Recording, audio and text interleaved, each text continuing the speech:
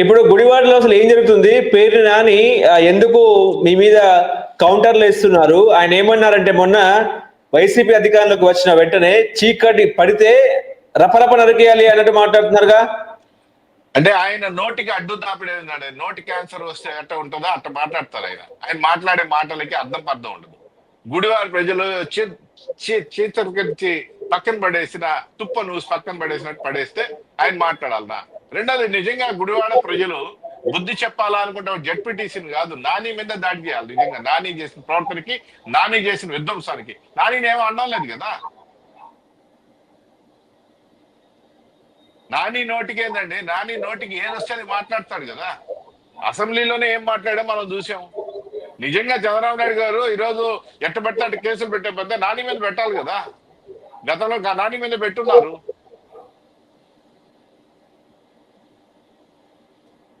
ఇప్పుడు మాజీ మంత్రి కటార ఈశ్వర్ కూడా కొడాలి నానిని కలిశారు. బీసీని అడ్డు పెట్టుకుని రాజకీయం చేసే అవకాశం ఉందా, లేకపోతే బీసీ కులాలను రెచ్చగొట్టే ప్రయత్నం చేస్తున్నారా? ఎట్లా చూడొచ్చు?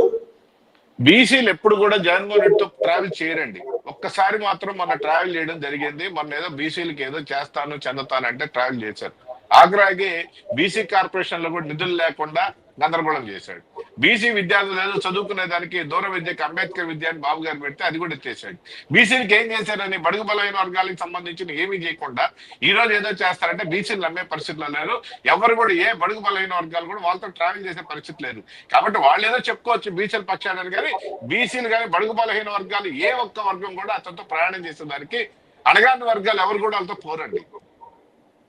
ఓకే, ఇప్పుడు మీరు అమరావతిలో ల్యాండ్ పూలింగ్ చేస్తున్నారు, మళ్ళీ రెండో విడత భూసేకరణ అని చెప్పేసి మీరు చెప్తున్నారే, ఒకవేళ అదే చేస్తే 2029లో మీకు ఇబ్బంది కాదంటారా? అంటే గతంలో మీరు 2019లో ల్యాండ్ పూలింగ్ చట్టం తీసుకొస్తే ప్రభుత్వం మీద ప్రజలు వ్యతిరేకంగా ఉన్నారు, మిమ్మల్ని ఓడగొట్టినారు. నేనేమంటానంటే అమరావతి ల్యాండ్ పుల్లింగ్ రెండో విడత ల్యాండ్ పుల్లింగ్ తీసుకుంటున్నాం. రెండో విడత ల్యాండ్ పుల్లింగ్ లో కొంతమంది రైతులు వచ్చేసి కొంతమంది వాళ్ళ అనుమానాలు వ్యక్తం చేశారు, భయాలు వ్యక్తం చేశారు. వాళ్ళకు ఉన్నటువంటి ఏదైతే మొదటి విడతలో మీరు ఇప్పుడు ప్లాట్లు ఇవ్వలేదు చేయలేదు, మరి మాకు చాలా అనుమానాలు ఉన్నాయని చెప్పి చెప్పడం జరిగింది. అది వ్యతిరేకతగా ఏదో సాక్షి లాంటి మీడియాలు మాట్లాడడం తప్ప ఏం లేదు. ఎప్పుడు కూడా మొదట విడత ల్యాండ్ పుల్లింగ్ లో కూడా వాళ్ళకి అనుమానాలు ఇదే విధంగా చాలా అనుమానాలు వచ్చినాయి. అనుమానాలు నివృత్తి చేయాల్సిన పని బాధ్యత ప్రభుత్వాన్ని, ప్రభుత్వం ఉన్నటువంటి పెద్దలది, అధికారులు తీసుకుంటారు. ఇప్పుడు కూడా వాళ్ళకు ఉన్నాయి, కానీ దేనికి తీసుకుంటారు ఏంటని ప్రభుత్వం చెప్పడం జరుగుతుంది. వాళ్ళందరినీ ఒప్పించి తీసుకుంటారు. ఎటువంటి పరిస్థితుల్లో 3 సంవత్సరాల్లో మాక్సిమం అనేది రాజధాని ఒక స్పష్టంగా కళ్ళకు కనపడుతుంది. అంటే పూర్తి స్థాయి కాకపోయినా ఒక స్థాయిలో రాజధాని మనం గర్వంగా చెప్పుకునే విధంగా అయితే అక్కడ జరుగుతుంది. డెవలప్మెంట్ సెక్టర్ ఆల్మోస్ట్ ఆల్ మీకు చాలా వరకు ఆడ కనపడుతుంది. 3 సంవత్సరాల తర్వాత వాళ్ళకి అర్థం అవుతుంది మనం ఇయ్యాలా లేదా అనేది. రేపు జగన్ వస్తే రాజధాని ఉంటుందా? అది వస్తే కదా ఉండేది లేనిది. అదే కదా నేను కూడా అడిగేది. అసలు రాజధాని గురించి నేను ఎందుకు మాట్లాడలేదు ప్రెస్ మీట్ అంటున్నా. జగన్మోహన్ రెడ్డి గారు ప్రజలు తీసుకుంటే కదా, జగన్మోహన్ రెడ్డి గారు ప్రజల్ని యాక్సెప్ట్ చేసే పరిస్థితిలో ప్రజలు లేరు. కాబట్టి జగన్మోహన్ రెడ్డి గారు ఏం మాట్లాడినా మనం పట్టించుకోవాల్సిన అవసరం లేదు. జగన్మోహన్ రెడ్డి గారు ఇంకా 4 ఏళ్ల తర్వాత మాట్లాడుకుందాం జగన్మోహన్ రెడ్డి వస్తారా లేదా అని. అంటే అప్పటికి 4 ఏళ్లకు వచ్చేటప్పటికి ఏమవుతుంది, ఈ రోజు అమరావతి పూర్తి అవుతుంది. అదేవిధంగా తెలుగుదేశం ప్రభుత్వం కానీ కూటమి ప్రభుత్వం ఏదైతే కొన్ని వాగ్దానాలు చేశారో ప్రజలకు అవన్నీ కూడా నెరవేర్చడం జరుగుతుంది. ఏదో సూపర్ 6 కార్యక్రమాలు అన్ని చేస్తారు. అమరావతి అయిపోతుంది, పోలవరం ఆల్మోస్ట్ ఆల్ అయిపోద్ది. దేనికి ఏది చెప్తాను జగన్మోహన్ రెడ్డి గారు ప్రజల్లోకి పోతారు? లేనిపోని హామీలు ఇచ్చారటగా మీరు, నీకు 15, నీకు 15, నీకు 18, నీకు 18. సరే, కూడా మేము సూపర్ 6 లో భాగంగా ఈరోజు 3 సిలిండర్ల గురించి మాట్లాడుతున్నాం, ఇచ్చాం. లేదు రెండో తల్లికి వందనం ఇచ్చాం, ఫీజు రీఎంబర్స్మెంట్ చేసాం. నిన్న ఫీజు రీఎంబర్స్మెంట్ గురించి జగన్మోహన్ రెడ్డి గారు మాట్లాడుతున్నారు. ఏదో 600 కోట్లు ఇస్తే సరిపోద్దా అని. జగన్మోహన్ రెడ్డి గారికి అదే చెప్తున్నారు, స్పష్టత లేదు. మొదట విడతగా 788 కోట్లు ఇచ్చాం, నిన్న వచ్చి 600 కోట్లు ఇచ్చాం. ఇకపోతే 300 చిల్లర కోట్లు, దాదాపు 400 కోట్లు ఇస్తే సరిపోద్ది. అయితే జగన్మోహన్ రెడ్డి గారు గతంలో ఏదైతే ఉందో ఆయన ప్రభుత్వం ఉన్నటువంటి 1 సంవత్సరం ఏదైతే ఫీజు రీఎంబర్స్మెంట్ ఉందో అది ఇవ్వలేదు. ఈ ప్రభుత్వం ఏంటంటే విడతలో అది కూడా ఇస్తాం, ఎవరిని ఇబ్బంది పెట్టద్దు, ఎవరు సర్టిఫికెట్లు అడిగినా హాల్ టికెట్లు అడిగినా ఇవ్వాల్సిందే, లేదా తగు చర్యలు తీసుకుంటామని చెప్పడం జరిగింది. కాబట్టి ఎటువంటి పరిస్థితుల్లో నువ్వు చేసిన అప్పులు, నువ్వు ఇవ్వాల్సిన బకాయిలు కూడా కట్టేయడానికి రెడీగా ఉంది ఈ ప్రభుత్వం. ఏం మాట్లాడుతున్నారు జగన్మోహన్ రెడ్డి గారు?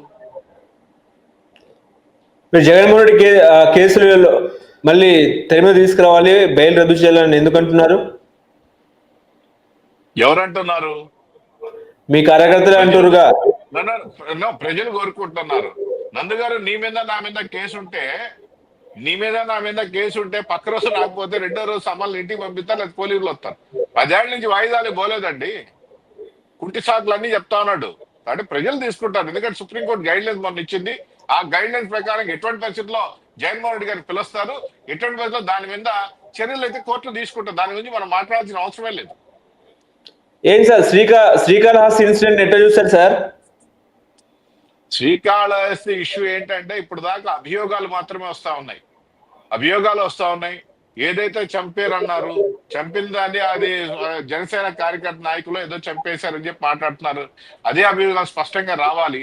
రెండోది, వాళ్ళు మళ్ళీ పోతూ అక్కడ తెలుగుదేశం పార్టీ ఎమ్మెల్యే మీద ఒక మాట మాట్లాడారు, మొత్తం ఆయనే చేశాడని. అవన్నీ కూడా అభియోగాల మీద మనం మాట్లాడడం కరెక్ట్ కాదు. స్పష్టమైన ఆధారాలు వస్తే అప్పుడు మాట్లాడదాం. ఓకే, ఓవరాల్ గా 2.0 జగన్ 2.0 పాదయాత్ర ఏం చెప్తారు సార్? రమ్మనండి వీధుల్లోకి. ఏ విధంగా ఏ మొక్కం పెట్టుకొని వస్తాడు, ఏమడుగుతాడు? నిన్న మాట్లాడినట్టుగా కరెంటు కష్టాల గురించి మాట్లాడతాడా? కరెంటు విపరీతంగా పెంచేసిన మాట్లాడితే ఆయన ప్రభుత్వంలో 9 సార్లు పెంచారు. గతంలో మేము ప్రభుత్వంలో 5 ఏళ్ళు ఎప్పుడు వంచలా.